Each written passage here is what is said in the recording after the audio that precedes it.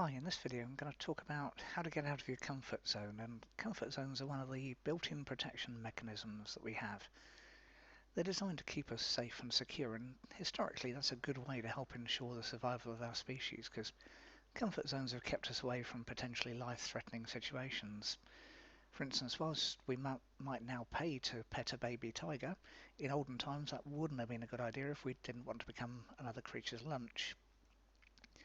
A lot of things we want to do in our modern society aren't exactly life-threatening. Going to a restaurant with a cuisine we've never eaten before, chatting up someone we fancy, even just starting a new hobby, but they can all push our comfort zones, sometimes a lot further than feels comfortable, hence they're pushing the comfort zone. So how can you get out of your comfort zone without feeling as though you're trialing a whole new body? What can you do to stop those literally uncomfortable feelings from taking over and either stopping you trying out the new experience entirely or just tiptoeing into it with the full expectation you'll cringe at every available opportunity? A couple of approaches that work nicely. One is dipping your toe in the water, the gradual approach. The other is full on, often talked about as feel the fear but do it anyway. And both can work. And in reality, which works best will depend on you and also the thing you're trying to do. For instance, if you're on a platform at the top of a bungee jump or clinging to a parachute before a skydive, there's no such thing as a gently approach. Those situations are pretty much all or nothing. Okay, might be a height difference, but that's about it, a bit like a diving board. And as long as you're able to get to the final point, that can be a really great way to extend your comfort zone in a really, really big way. If you take the plunge, pun intended, or whatever, then after the I'm really scared moment, there's an adrenaline rush and a feeling of exhilaration, which you can't spell obviously.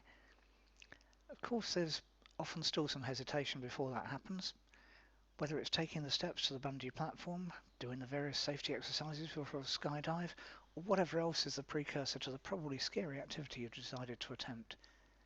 Having an understanding friend or an instructor that's helpful helps. Not all instructors are. Most are, but not all.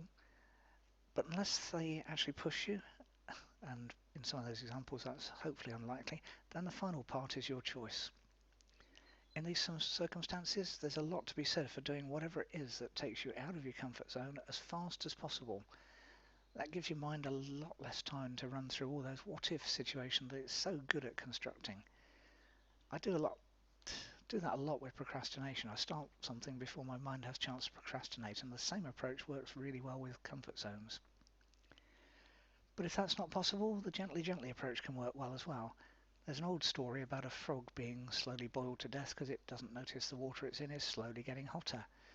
Whether or not that story is true, and whether or not I'll get animal cruelty comments just for mentioning it, the principle works nicely to get us out of our comfort zone. Gradual steps give our mind a chance to realise it's not as bad as we thought. We didn't die just because we ate one Brussels sprout or did one extra bit of exercise or whatever else it is we're aiming to push our comfort zone limits about.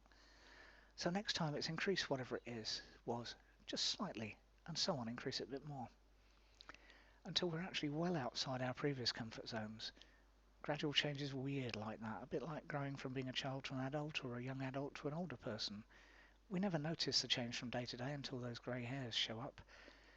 But people who haven't met us for a while will spot the changes instantly.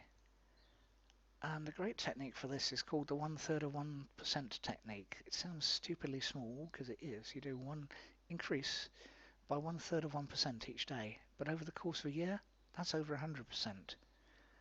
You do the same with your comfort zones, push them almost imperceptibly on a daily basis, and prepare to be amazed at how far you get. And if you've got a favourite way to get out of your comfort zone, feel free to share your thoughts in the comments section.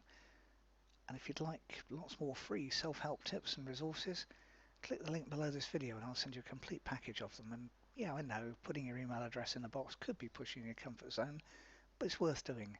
So go on, do it. And push yourself, whether it's in small gradual bits or one large great leap, your choice, but do it. Thanks for watching.